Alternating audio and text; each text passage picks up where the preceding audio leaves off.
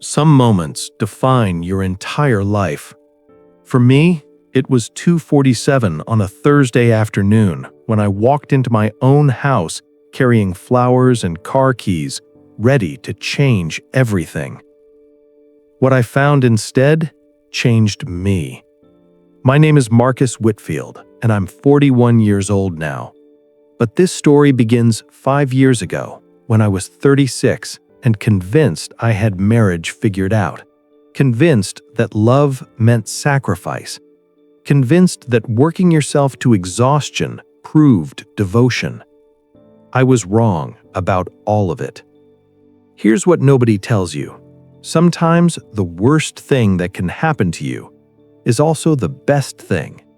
Sometimes you have to watch your world crumble before you can see what you are actually building. And sometimes the woman you think you're saving doesn't need saving at all.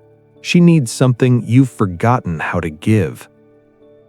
This is the story of how I almost lost everything by trying too hard to be the perfect husband, and how the truth I discovered that Thursday afternoon, the truth that shattered me, ended up saving us both.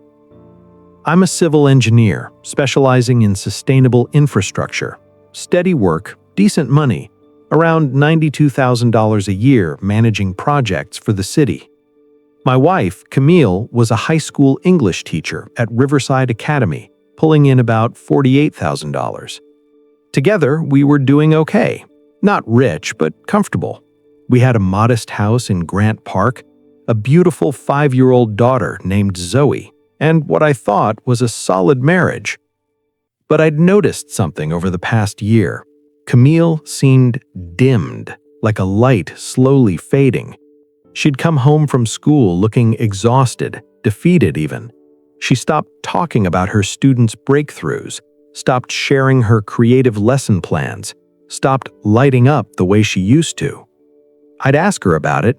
She'd just smile and say, "Long day, babe. I'm fine." I didn't push. I should have.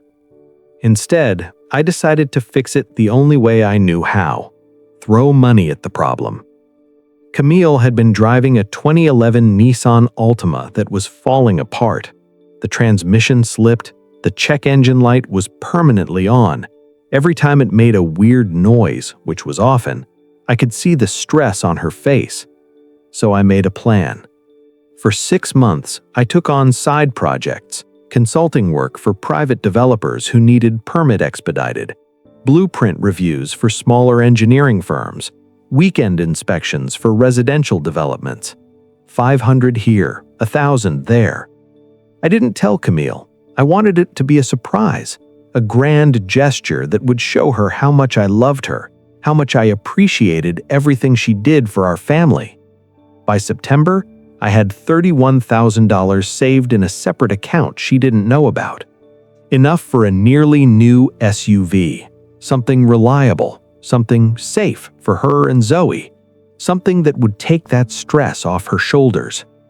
I found it at a dealership in Decatur, a 2017 Honda CR-V in burgundy, Camille's favorite color. Only 28,000 miles, immaculate condition, one owner. The asking price was $27,500, but I negotiated it down to $26,800. Perfect.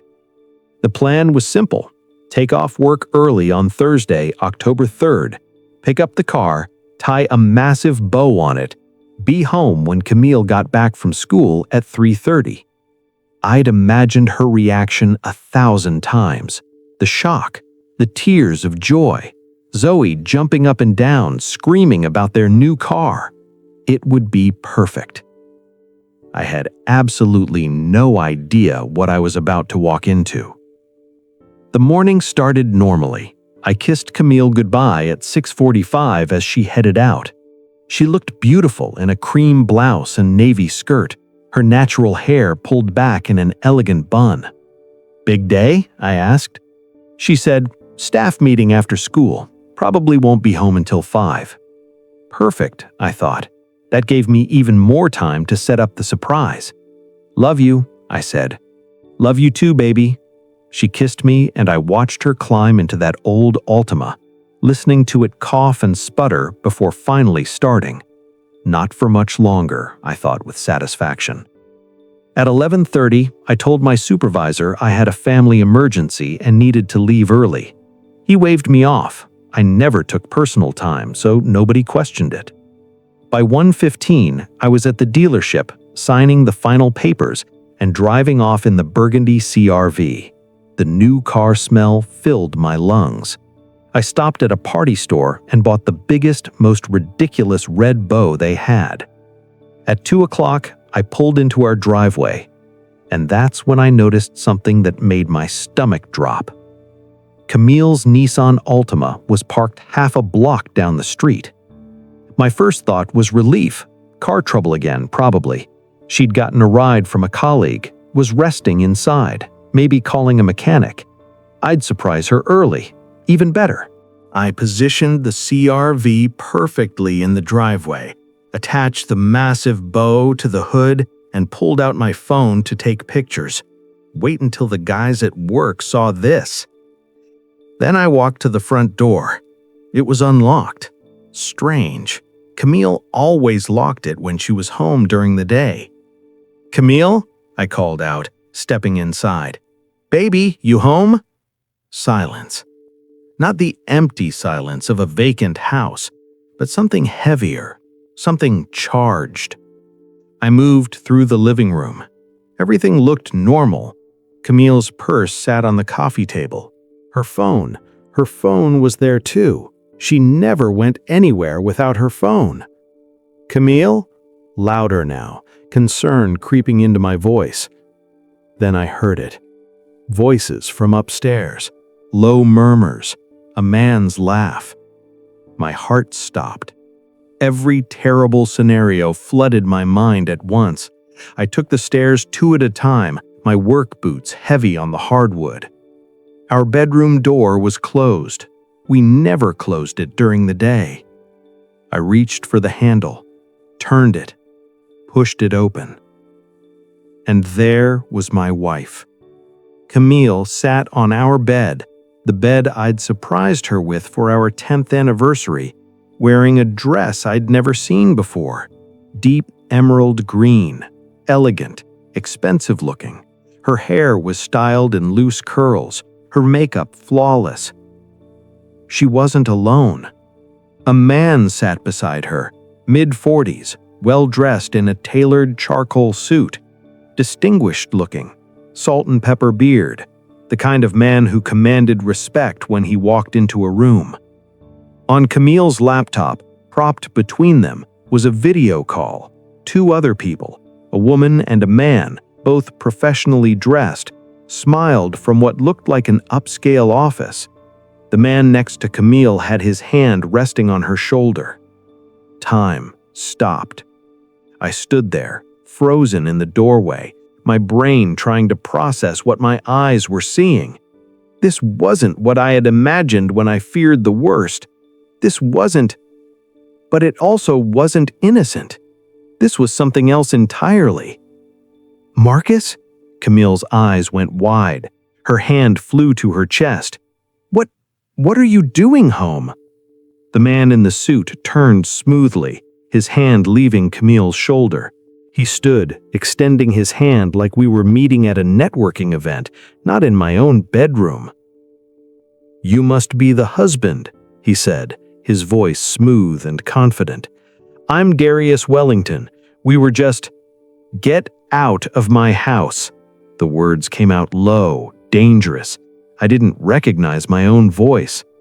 Darius held up his hands in a placating gesture, but I could see the faint smirk playing at the corner of his mouth. This man wasn't afraid. If anything, he looked amused. "Marcus, please," Camille stood up, her voice pleading. "This isn't what you think. Let me explain." "Explain?" My voice cracked.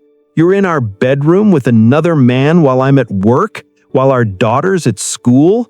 What exactly is there to explain?" The people on the laptop screen had gone silent, watching our marriage collapse like it was entertainment. I said, "Get Out, I repeated, focusing on Darius. He gathered a leather briefcase from beside the bed, a briefcase in our bedroom, and moved towards the door with unhurried confidence. As he passed me, he paused. His cologne was expensive and cloying. She was going to tell you eventually. You might want to hear her out before you do something you'll regret. Then he was gone. I heard his footsteps descending the stairs, the front door opening and closing with a soft click.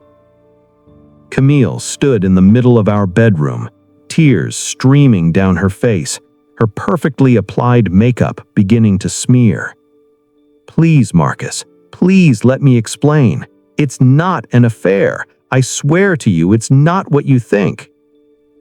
Then what is it? I demanded, my whole body shaking.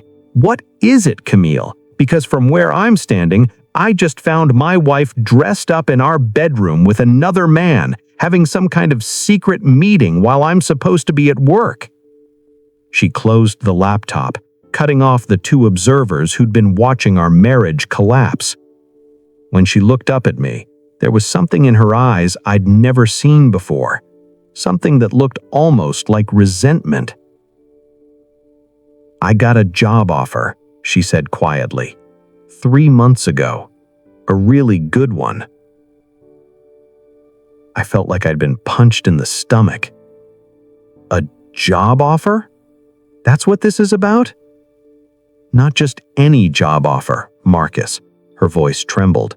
Senior Director of Curriculum Development at Apex Education Group in New York City, starting salary of $165,000 a year. The number hit me like a physical blow. $165,000? That was almost twice what we made combined. I struggled to find words. That's incredible, Camille. That's amazing. Why wouldn't you tell me? Why all the secrecy? Her face hardened slightly. Because there's a catch, Marcus. There's always a catch with opportunities like this. What catch? She took a deep breath, and I saw her hands trembling. The position is in New York. We'd have to move. And Darius, that was Darius Wellington, the executive VP, he's been mentoring me, helping me prepare for the role. Today was my final interview with the executive board. She paused. I took a personal day from school. The room tilted. Move to New York? That was nearly 1,000 miles away. What about my job? I heard myself say. What about Zoe's school? What about my job? Camille's voice rose sharply, surprising me. Marcus, do you understand what I'm offering? What this could mean for our family? And that's when I realized she'd already made up her mind. But what I didn't know, what I couldn't possibly know standing in that bedroom, was that nothing about this situation was what it seemed. Not Darius Wellington, not Apex Education Group, and definitely not the choice Camille thought she was making. The truth would come out, but first, we'd both have to survive what came next. I stood there, trying to process what Camille was saying. Moved to New York, $165,000, 3 months of secrets. When were you going to tell me? My voice came out hollow. About any of this? Camille looked away. I was going to tell you tonight, after I heard back from the board. Darius said they'd make their final decision by 5. Darius, I repeated, the name bitter on my tongue. How long have you been talking to Darius?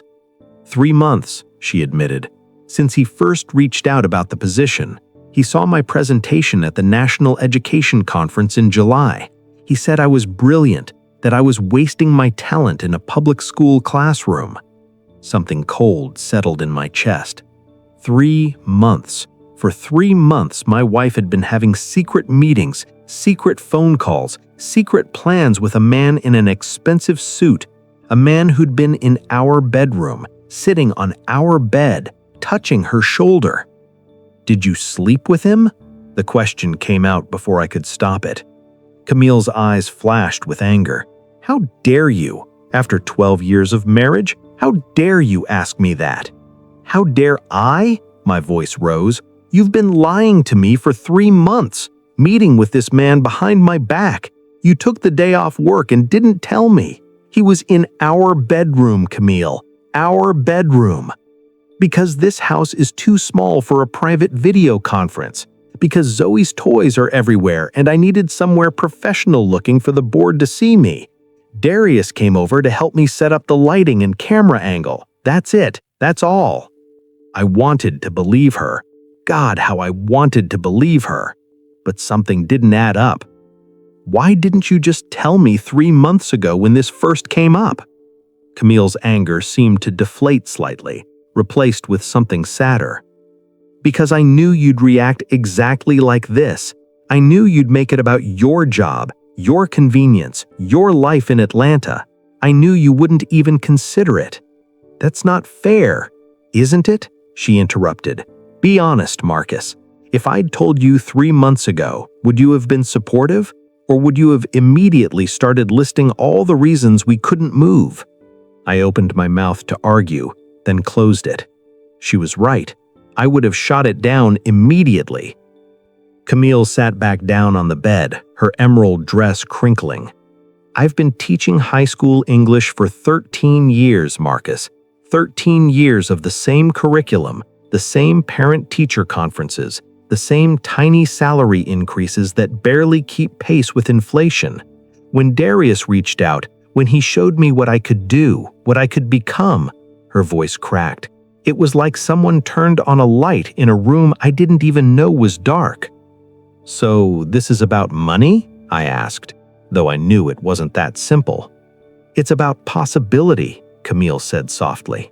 It's about being more than just Zoe's mom and Marcus's wife and Miss Whitfield who teaches AP Literature. It's about Camille Whitfield Wellington, Senior Director of… Whitfield Wellington? I interrupted, my stomach dropping. You're taking his name? It's not his name, she said quickly, but she wouldn't look my way. It's the company name, Apex Wellington Education Group. It's just professional branding, Darius explained. Darius explained. I cut her off, my voice hollow. Darius seems to have explained a lot of things. We stood in silence, the weight of 3 months of secrets pressing down on us. Outside, I could hear birds chirping, normal life continuing while my world crumbled. I bought you a car, I said finally, the words feeling absurd now. I've been working side jobs for 6 months. I saved $31,000. I bought you a Honda CR-V. It's sitting in our driveway right now with a big red bow on it. Camille's face crumpled. Marcus, I thought you'd be so happy, I continued, my voice barely above a whisper. I thought it would solve everything, the transmission problems, the stress, all of it. I thought I was being a good husband. You are a good husband, Camille said, tears flowing freely now. Marcus, you are. That's what makes this so hard. Then choose me, I said, and I hated how desperate I sounded. Choose us. Choose this life we built together. Tell Darius and Apex Education Group thank you, but no thank you. Camille looked at me for a long moment, and I saw my answer in her eyes before she spoke. I can't, she whispered. Marcus, I can't. This is my one chance. If I don't take it, I'll spend the rest of my life wondering what could have been. And what about me? I asked. What about Zoe? Do we get a say in this? Of course you do, Camille said quickly. That's why I wanted to tell you properly, to discuss it as a family. You could find a job in New York. There are engineering firms there, probably paying better than what you make here. Zoe could go to amazing schools. We could have a fresh start. I don't want a fresh start, I said. I want my life, our life, the one we built together in this house, in this neighborhood, in this city. Camille stood up, smoothing her dress. Then maybe that's the problem, Marcus. Maybe you're too comfortable. Maybe you've stopped dreaming. The words hit me like a slap. Before I could respond, my phone buzzed in my pocket. A text from my mother. She was watching Zoe for the afternoon. "Zoe finished her project. Want me to bring her home around 4?" I looked at the message, then at my wife standing in our bedroom in a dress I'd never seen, planning a life I'd never agreed to. "I need time to think," Camille said, moving past me toward the door. "I need to clear my head." "They're going to call you at 5 o'clock, aren't they? To tell you whether you got the job?" She nodded. "And when they do, what are you going to say?" Camille paused in the doorway, her back to me. "I don't know yet, Marcus. I honestly don't know." Then she was gone. I heard her footsteps fading down the stairs, the front door opening and closing.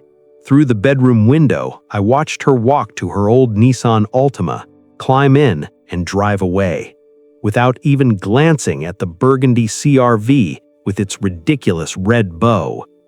I stood alone in our bedroom, surrounded by the life we'd built together. The photos on the dresser, our wedding day, Zoe's birth, family trips to Savannah, the quilt Camille's grandmother had made us as a wedding gift, the paint color we'd chosen together after debating for weeks. My phone buzzed again. This time, it wasn't my mother. It was a text from an unknown number. "Marcus, this is Darius Wellington. I know you're angry, but there are things about this situation you don't understand. Can we talk, man to man? Tomorrow morning, 9 a.m., Java House on Peachtree. Come alone." I stared at the message, rage building in my chest. This man, this stranger, had the audacity to text me, to ask to talk man to man after being caught in my bedroom with my wife? I should have deleted it, should have blocked the number. But another part of me, the part that needed answers, couldn't let it go. What could Darius possibly tell me that would change anything? I typed back before I could stop myself. "Fine, 9 a.m., but this better be worth my time." The response came immediately. "It will be. Trust me, Marcus. Nothing about this situation is what you think it is." At 4:30, Camille's Nissan Altima pulled back into the neighborhood. I watched from the living room window as she parked on the street, staring at her phone. At exactly 5 o'clock, I saw her answer a call. From where I sat, I could see her face transform. She was smiling, actually smiling. When she hung up 2 minutes later, she sat in the car for another long moment. Then she got out and walked toward the house. Our eyes met through the window. Without saying a single word, I knew. I knew what her answer had been. I knew what her choice was. I knew that nothing would ever be the same. But what I didn't know, what I couldn't possibly have known, was that Darius Wellington and Apex Education Group had secrets of their own. Secrets that would make the next 24 hours the most intense of my life. Secrets that involved my wife, my marriage, and a truth so twisted that when it finally came to light, both of us would wish we'd made very different choices. Camille walked inside, her phone still clutched in her hand. I could see she'd been crying too, but there was something else in her expression. Determination, maybe. Or resignation. "I got it," she said quietly. "They offered me the position. I start January 6th. My hands gripped the armrest of the couch, even though I was already sitting down. "Congratulations," I managed to say, though the word felt like ash in my mouth. "Camille, did you say yes?" Camille hesitated, and in that hesitation I felt something inside me crack. "I told them I needed the weekend to discuss it with my family." "But you want to say yes." It wasn't a question. Camille didn't pretend otherwise. "Yes, I want to say yes." We sat in silence as my mother's car pulled into the driveway. Zoe bounded out, her face lit up with joy. "Daddy! Daddy!" Grandma helped me make a volcano for science class. And look, she pressed her face against the window, her breath fogging the glass. Is that our new car? Is it ours? It's so pretty. I forced a smile and walked outside. Yeah, baby girl, it's Mom's new car. Zoe squealed and ran around to where Camille was already getting out of her Altima. Mom, Daddy got you a new car. Did you know? Did you know? Camille pulled Zoe into a hug, meeting my eyes over our daughter's head. No, sweetheart, I didn't know. Daddy surprised me. My mother approached more slowly, her experienced eyes taking in the scene, the elaborate bow now drooping in the afternoon heat, the tension radiating between her son and daughter-in-law, the forced smiles. She'd raised me through her own divorce. She knew the signs. Zoe, honey, why don't you help Grandma make some hot chocolate inside? She suggested gently. Let Mom and Dad talk for a minute. But I want to see the new car. You can see it later, my mother promised, guiding Zoe toward the house. She paused beside me, squeezing my shoulder. Call me if you need me, she whispered. When they were gone, Camille ran her hand along the CR-V's hood. It's beautiful, Marcus. Really beautiful. How did you... Weekend jobs? Consulting work?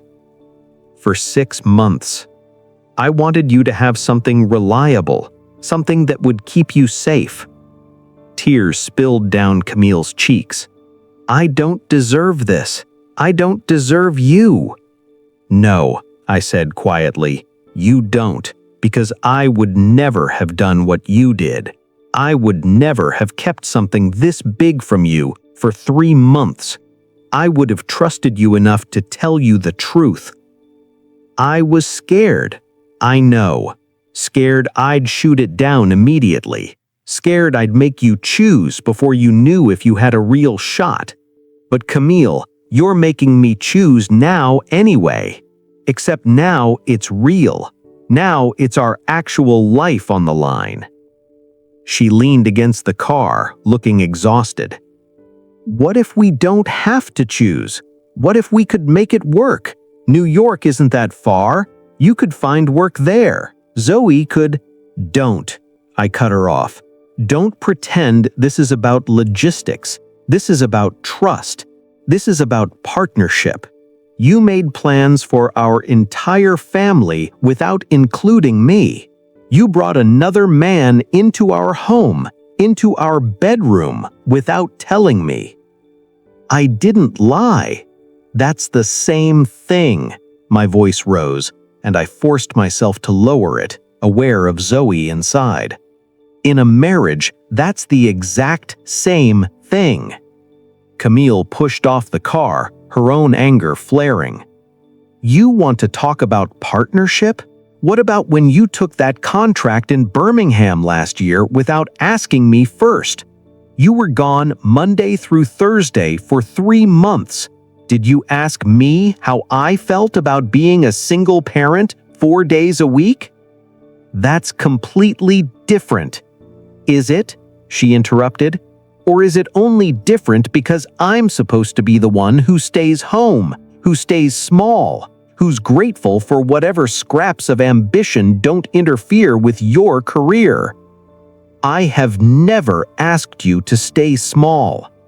You don't have to ask, Camille said, her voice breaking. It's just understood. Your job is important. Your career matters. Your projects and your deadlines and your business trips, those are non-negotiable. But the moment I have an opportunity, suddenly it's a betrayal. The betrayal isn't wanting something for yourself. The betrayal is lying about it. The betrayal is Darius Wellington's hand in our bedroom. Camille's face paled. Nothing happened with Darius, I swear. Then why do I feel like something did? Why do I feel like I'm the last person to know about my own wife's life? Before she could respond, Zoe's voice called from the front door. Mom, Dad, Grandma says dinner's ready." We both froze, remembering suddenly that we had a daughter who needed us, who couldn't see us falling apart.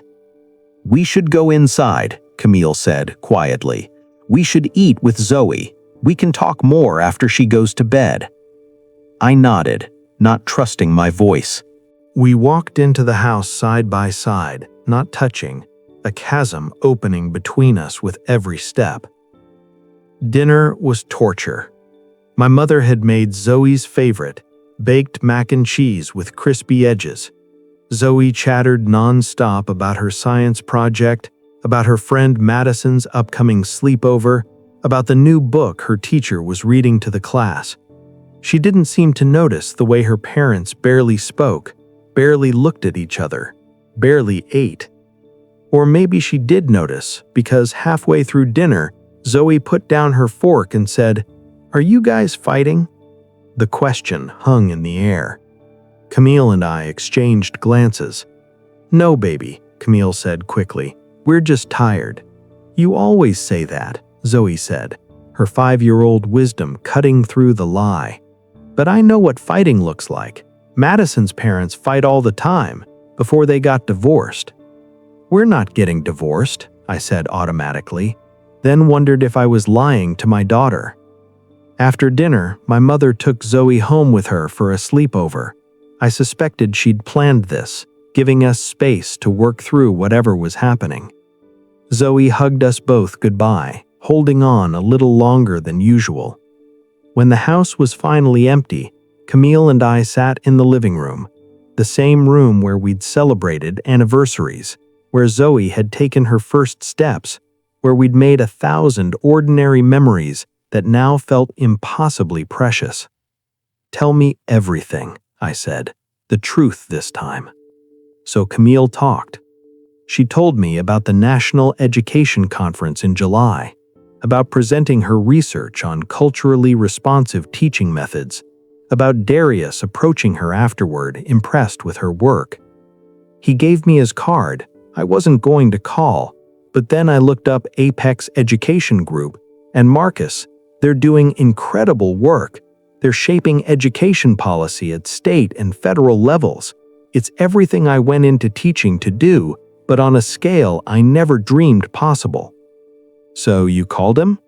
2 weeks later, just to ask questions, to learn more. He invited me to visit their New York office, said I could see the operation firsthand. And then?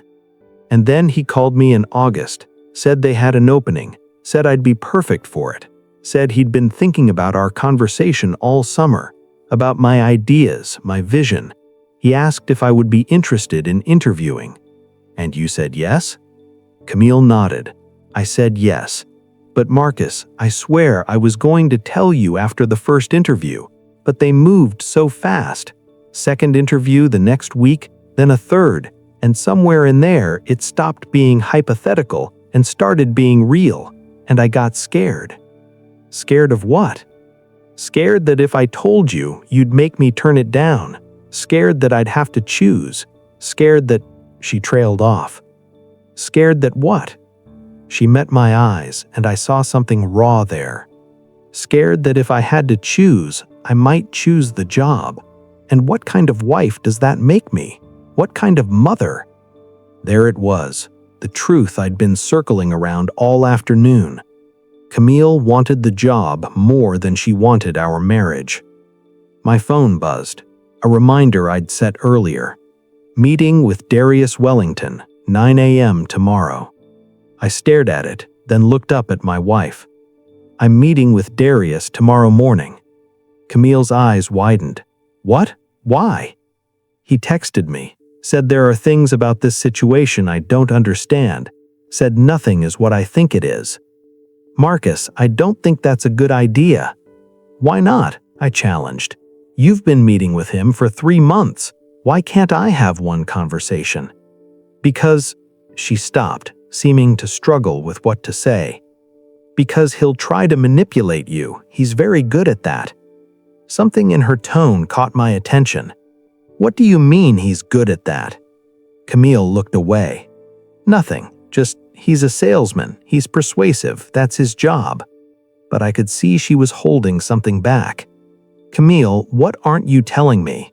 Nothing. I don't want him getting in your head. The way he got in yours? She flinched like I'd slapped her. We sat in heavy silence. Finally, Camille stood. I'm going to bed. The guest room. You can have our room. Camille. I can't do this tonight, Marcus. I just can't. We'll talk more after your meeting tomorrow.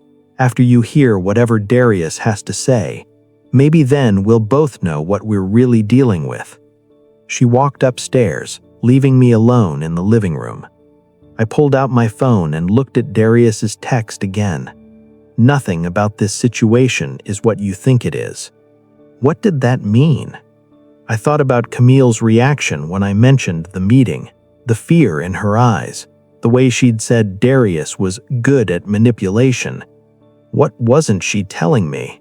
I didn't sleep that night, just lay in our bed, the bed I'd surprised her with 5 years ago for our anniversary, staring at the ceiling and wondering how my perfect surprise had turned into the worst day of my marriage.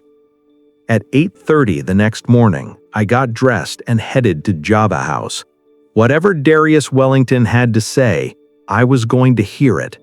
And what he told me would change everything I thought I knew about my wife, her opportunity, and the man who'd been sitting in my bedroom with his hand on her shoulder.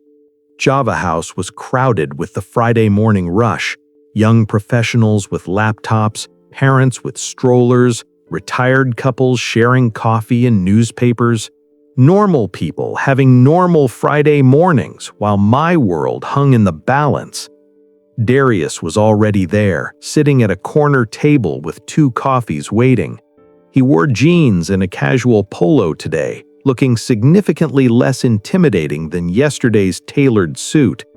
When he saw me, he stood and extended his hand. I ignored it and sat down. I got you black coffee, Darius said, settling back into his chair. Camille mentioned you take it straight. Let's skip the pleasantries, I said coldly. You texted me saying nothing is what I think it is, so talk. Explain to me why I shouldn't hate you for recruiting my wife and filling her head with dreams that require destroying my family. Darius took a sip of his coffee, seemingly unbothered by my hostility. First, I need you to understand something. I didn't recruit Camille. She recruited herself. That's bullshit. Let me finish, Darius interrupted calmly. I met Camille at a conference in July. She gave a presentation that blew me away. But Marcus, I need you to know, I had no intention of offering her a job. I stared at him. What? Darius pulled out his phone, opened his email, and slid it across the table. Read these, then we'll talk. I looked down at a chain of emails between Darius and someone named Gerald Ashford, identified in the signature. I didn't sleep that night, just lay in our bed, the bed I'd surprised her with 5 years ago for our anniversary, staring at the ceiling and wondering how my perfect surprise had turned into the worst day of my marriage. At 8:30 the next morning, I got dressed and headed to Java House. Whatever Darius Wellington had to say, I was going to hear it. And what he told me would change everything I thought I knew about my wife, her opportunity, and the man who'd been sitting in my bedroom with his hand on her shoulder. Java House was crowded with the Friday morning rush, young professionals with laptops, parents with strollers, retired couples sharing coffee and newspapers, normal people having normal Friday mornings while my world hung in the balance. Darius was already there, sitting at a corner table with 2 coffees waiting. He wore jeans and a casual polo today, looking significantly less intimidating than yesterday's tailored suit. When he saw me, he stood and extended his hand. I ignored it and sat down. I got you black coffee, Darius said, settling back into his chair. Camille mentioned you take it straight. Let's skip the pleasantries, I said coldly. You texted me saying nothing is what I think it is, so talk. Explain to me why I shouldn't hate you for recruiting my wife and filling her head with dreams that require destroying my family." Darius took a sip of his coffee, seemingly unbothered by my hostility. "First, I need you to understand something. I didn't recruit Camille. She recruited herself." "That's bullshit." "Let me finish," Darius interrupted calmly. "I met Camille at a conference in July. She gave a presentation that blew me away. But Marcus, I need you to know, I had no intention of offering her a job." I stared at him. "What?" Darius pulled out his phone, opened his email, and slid it across the table. "Read these, then we'll talk." I looked down at a chain of emails between Darius and someone named Gerald Ashford, identified in the signature as CEO, Apex Wellington Education Group. The most recent was dated 2 days ago, Wednesday, October 2nd. From Gerald Ashford. Subject: Whitfield Recruitment. Darius, your concerns about Mrs. Whitfield's family situation are irrelevant. Our expansion timeline requires the position filled by January. If she can't commit, move to the next candidate. I didn't build this company by coddling employees' personal dramas. Her credentials and presentation skills are exactly what we need for the state contracts we're pursuing. Once she's onboarded, she'll understand that her job is to legitimize our curriculum recommendations, not to question our profit margins or actual educational outcomes. Close the deal, or I'll find someone who will. End of GA. I felt sick as I scrolled backward through the email chain. Other messages revealed a picture of Apex that was very different from what Camille had described. References to manufactured research, friendly educational consultants, pressure to recommend specific expensive curriculum programs to school districts, regardless of whether they actually helped students. "What is this?" I looked up at Darius, my voice hollow. "This company is a scam." "Not entirely," Darius said carefully.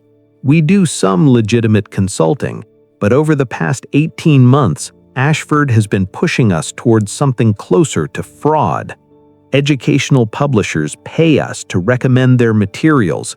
We generate impressive-looking research reports. We send in consultants like Camille to make presentations to school boards. Districts buy materials that may or may not actually help their kids. And you're part of this?" My hands clenched into fists. "No," Darius said urgently. "That's why I'm telling you this. That's why I texted you last night. Marcus, I like Camille. She reminds me of someone I used to know. Someone idealistic, brilliant, genuinely wanting to help kids. I can't let her walk into this situation blind." "Then why not tell her directly?" "Because if I tell her, Apex will destroy my career. I've been looking for another job since March, but I can't just quit. I have a daughter, she's 12, lives with my ex-wife. I paid child support. I need the income." He leaned forward. "But you can show her.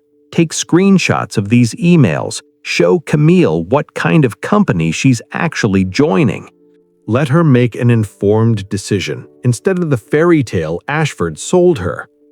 I was already taking screenshots, my hands shaking. "She'll know the emails came from you." "I can claim my phone was hacked or something," Darius said. "The important thing is that she knows the truth before she says yes on Monday." I looked at him, really looked at him. "Why were you in my bedroom yesterday, with your hand on her shoulder?" Understanding dawned on Darius's face. She was nervous about the video interview, shaking actually. I was trying to steady her, help her focus. It lasted maybe 5 seconds. He paused. "Marcus, I know how this looks. I know what you think might be happening between Camille and me, but I swear to you, there's nothing romantic. There never has been." "Then why does it feel like there is?" Darius was quiet for a moment. "Because your wife is lonely. Not for another man, lonely for purpose, for recognition, for someone to see her as more than just a teacher. He met my eyes. When's the last time you asked her about her work? Really asked. Not how was your day, but about her research, her ideas, her dreams for changing education. I opened my mouth to answer and realized I couldn't remember. That's what I thought, Darius said softly. Marcus, Camille talks about you constantly. Even when she's frustrated, it's clear she loves you, but she also feels invisible in her own life. And when someone like Ashford comes along and makes her feel seen, valued, important, that's intoxicating. He pulled out a folder from his bag and slid it across the table. There's something else, something I found yesterday that made me decide I had to tell you everything. Inside were financial documents, Apex Education Group's internal accounting records. I shouldn't have these. I could be fired, possibly prosecuted for showing you, but Camille needs to know. I scanned the documents. My engineering background made me comfortable reading financial statements, and what I saw made my blood run cold. Apex Education Group showed massive revenue from consultant placements, but minimal spending on actual research or program development. The money flow was clear. Publishers paid Apex. Apex paid consultants to recommend those publishers' materials. Everyone made money except the schools and students. The position they're offering Camille isn't about her educational expertise. It's about her credibility. She's young, accomplished, passionate, has an authentic teaching background. Ashford wants to put her in front of school boards across the Southeast to sell them overpriced curriculum packages. She'll think she's changing education. Really, she'll be a glorified saleswoman for materials that don't work. I thought about Camille's face when she talked about Apex yesterday. The excitement, the sense of purpose, the belief that she'd finally be making a real difference. This will break her heart. Better to have her heart broken by the truth than spend 2 years destroying her integrity for a lie. Better to realize now that the opportunity isn't real than move your family to New York, give up your job, uproot your daughter, all for something that will make her hate herself. I looked at the man across from me, this stranger who'd invaded my life 24 hours ago and now sat offering me ammunition to save my marriage. Why are you really doing this? Darius was quiet for a long moment. Because I had a wife once, Lisa. She was a teacher too, high school biology. His voice softened. She had the same fire Camille has, the same frustration with the limitations of the classroom, the same dream of making a bigger impact. What happened? I convinced her to join Apex 3 years ago. Told her it was her chance to change the world, sold her the same dream Ashford's selling Camille. He looked away.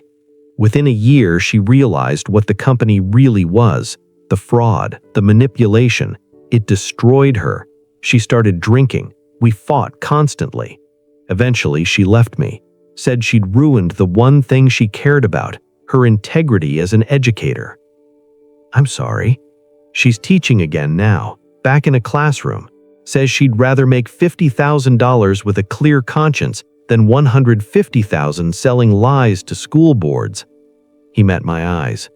And she's right, and I was wrong to ever convince her otherwise. He stood to leave. Take care of your wife, Marcus, not by buying her cars or working extra jobs, though that's nice too. Take care of her by seeing her, really seeing her. Ask about her work, support her dreams, but help her find opportunities that won't destroy who she is. What happens to you when this comes out? Darius shrugged. I'll probably be fired, but honestly, I'll sleep better unemployed than I have in 8 months watching this company corrupt good people. He extended his hand again. This time, I shook it. One more thing, Darius said. Camille's presentation at that conference, it was genuinely brilliant. She has real ideas about improving education, Don't let her give up on that just because this opportunity turned out to be fake. Help her find the real version." Then he was gone, leaving me alone with a phone full of damning evidence and a choice to make. I could show Camille the truth, save her from making a terrible mistake, keep our family together. But I'd also be destroying her dream, taking away the one thing that had made her feel seen and valued in years. Was I doing this for her or for me? I drove home in a daze, my phone full of screenshots and documents. Camille wasn't there yet. She'd texted earlier saying she was taking Zoe to lunch, giving me space to have my meeting with Darius. I sat at our kitchen table and began organizing the evidence: emails, financial documents, a simple presentation, just facts and figures, no emotional manipulation. At 2:30, I heard the front door open, Zoe's voice chattering excitedly about the pancakes she'd had for lunch. "Daddy, Daddy, we saw a dog that looked like a teddy bear." I hugged my daughter tight, breathing in her little kid smell of syrup and sunshine. "Go play in your room for a bit, okay, baby? Mommy and Daddy need to talk." Zoe's face fell slightly. She was picking up on more than we thought, but she nodded and headed upstairs. Camille stood in the kitchen doorway, her eyes anxious. "How did it go?" "Sit down," I said quietly. "You need to see something." For the next 30 minutes, I walked my wife through everything: the emails, the financial documents, the fraud disguised as educational consulting. I watched her face transform from confusion to disbelief to horror. "No," she kept saying. "No, that can't be right. They're doing important work." Darius said. I interrupted gently. "Camille, Darius likes you. He wanted you to know the truth before you committed to something that would destroy your integrity." Camille's hand shook as she scrolled through the emails on my laptop. "They want me to lie to school boards? To sell them materials that don't actually help students?" The specific language is "legitimize our recommendations," I read from one email. "You'd be the authentic teacher giving credibility to their profit scheme." "Oh God." Camille pushed away from the table, her hand over her mouth. "Oh God, Marcus, I almost destroyed our family for this. I almost moved Zoe away from everything she knows, made you give up your job, ruined our marriage, all to be a corporate shill." Tears streamed down her face. I moved around the table and pulled her into my arms. She collapsed against me, sobbing into my chest. "I'm so sorry, Marcus. I'm so sorry, Marcus. You were right about everything. I should have told you from the beginning. I should have trusted you. Instead, I trusted Darius and Gerald and this fantasy of being more than I am. And I almost—" She couldn't finish the sentence. I held her while she cried, feeling my own anger from yesterday soften into something more complicated. She hadn't known. She'd been manipulated, recruited specifically because of her passion and authenticity, qualities that would make her the perfect unwitting accomplice. "What am I going to do?" Camille whispered. "I was supposed to call them Monday with my answer. There's an apartment waiting, employment contracts, everything." "You're going to say no," I said firmly. "You're going to thank them for the opportunity and decline. And then you're going to come home to your family and figure out what you really want, not what some corrupt CEO wants to use you for." Camille pulled back, looking up at me with red, swollen eyes. "How do I earn your trust again? How do we come back from this?" Honestly, I sat back, choosing my words carefully. I don't know yet. This hurt, Camille.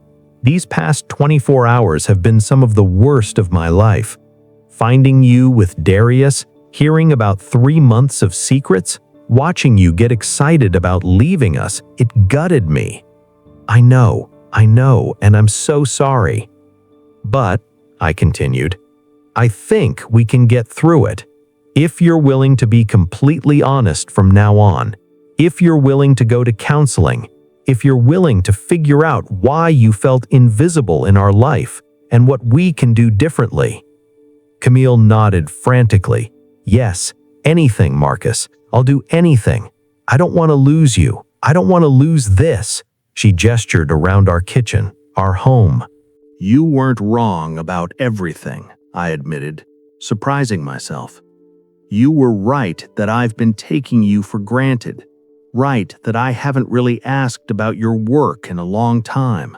Right that I've assumed you were happy when you were actually suffocating." I took her hands. "I love you, Camille, and I want you to have a career that fulfills you, but we need to find that together as partners, not with you keeping secrets and me being oblivious." "I don't deserve you," she whispered. "Probably not," I said with a small smile, "but you're stuck with me anyway." That evening, we sat Zoe down together and told her, in age-appropriate terms, that Mommy had been offered a job in New York, but we decided as a family to stay in Atlanta. "Good," Zoe said matter-of-factly. "I don't want to leave Madison and Grandma and my school." Sometimes 5-year-olds have more wisdom than adults. Camille called Gerald Ashford's office Monday morning and left a voicemail declining the position, citing personal and ethical considerations that require me to remain in Atlanta. We blocked Darius's number, not out of anger, but because clean boundaries felt necessary. And we started the hard work of rebuilding. We found a marriage counselor, Dr. Patricia Morrison, who didn't let either of us off easy. She pushed Camille to explore why she'd felt invisible. She pushed me to examine whether I'd been truly present in our marriage or just going through the motions. It wasn't easy. There were sessions where we both cried, where old resentments surfaced, where Camille's hurt and my betrayal threatened to overwhelm us. But we kept showing up. We kept choosing each other. Camille started looking into legitimate educational consulting, work with nonprofits that actually improved teaching rather than exploited teachers. She found a part-time position with a foundation that trained educators in underserved schools. The pay was modest, but the fulfillment was real. I started leaving work at 5 p.m. 3 days a week, no matter how busy the project. I realized I'd been using work as a way to feel successful, while missing moments with Zoe and Camille I could never get back. I coached Zoe's soccer team, took cooking classes with Camille on Thursday nights, learned to be present. We celebrated Christmas in our Atlanta home, surrounded by family and friends. The CRV sat in the garage, finally being used and appreciated. On Valentine's Day, 4 months after the worst day of our marriage, we renewed our wedding vows in our backyard. Zoe served as flower girl, maid of honor, and ring bearer all at once. When I looked at Camille, beautiful in a simple white dress, her eyes clear and honest, I thought about how close we'd come to losing everything. "I promise," Camille said during the ceremony, "to never keep secrets that affect us both. To trust you enough to tell me my dreams even when I'm scared. To remember that we're a team." "I promise," I said, "to never take you for granted. To see you, really see you, not just as my wife, but the incredible woman you are. To support your dreams while building ours together. To always choose us, even when it's hard." As I kissed my wife, really kissed her, with all the love and hurt and forgiveness and hope in my heart, I thought about the burgundy CRV that started all of this. Sometimes the best surprises aren't the ones wrapped in red bows. Sometimes they're the ones that come after everything falls apart. The surprise of discovering you're stronger than you thought, that love can survive secrets, that truth, even painful truth, is always better than comfortable lies. It's been 5 years since that Thursday afternoon. 5 years since I walked into my bedroom with car keys and flowers, ready to surprise my wife, and discovered a truth that nearly destroyed us. Camille is sitting beside me now as I write this, reviewing lesson plans for a workshop she's leading next week. She's the director of professional development for a consortium of charter schools. Work she loves, work that makes a real difference, work she found honestly. Zoe is 10 now, playing soccer in the backyard, the same backyard where we renewed our vows. And that burgundy CRV, it's still in our driveway, still running, a reminder of the day everything changed. But here's what I finally understand 5 years later. That afternoon wasn't about a car. It wasn't even really about a job offer in New York. It was about two people who'd stopped seeing each other, who'd gotten so caught up in the routines of life, work, bills, parenting, surviving, that they'd forgotten to actually live, to dream, to talk about anything beyond logistics. I thought I was being a great husband by buying Camille a car with extra jobs. But what she really needed was for me to ask about her dreams, to see her, to value her beyond her role in our family. Camille thought she needed to escape to find purpose, but what she really needed was to speak up, to tell me she felt invisible, to trust me enough to be vulnerable about her frustrations. We both almost lost everything because we'd forgotten how to communicate. The car was just the catalyst, the moment that forced us to finally see what we'd been avoiding. And Darius Wellington, we never heard from him again. But about a year later, Camille got an email from him. He'd left Apex, started working for a nonprofit educational foundation. He thanked us for reminding him what integrity looks like. Sometimes I think about alternate timelines. What if I'd come home an hour later? What if Camille had told me about Apex from the beginning? What if Darius hadn't had a crisis of conscience? But then I look at my wife, at my daughter, at the life we've built together. Honestly this time, with open communication and mutual respect. And I realize we ended up exactly where we needed to be. Not because of the grand gesture, not because of the surprise, but because we chose truth over comfort, chose honesty over resentment, chose each other over everything else. That's what I finally understand 5 years later. Love isn't about surprises. It's about showing up. It's about seeing the person you married, really seeing them, and helping them see themselves. It's about building a life where nobody feels invisible. And sometimes, it takes walking into your bedroom and finding everything you thought you knew turned upside down to finally learn that lesson.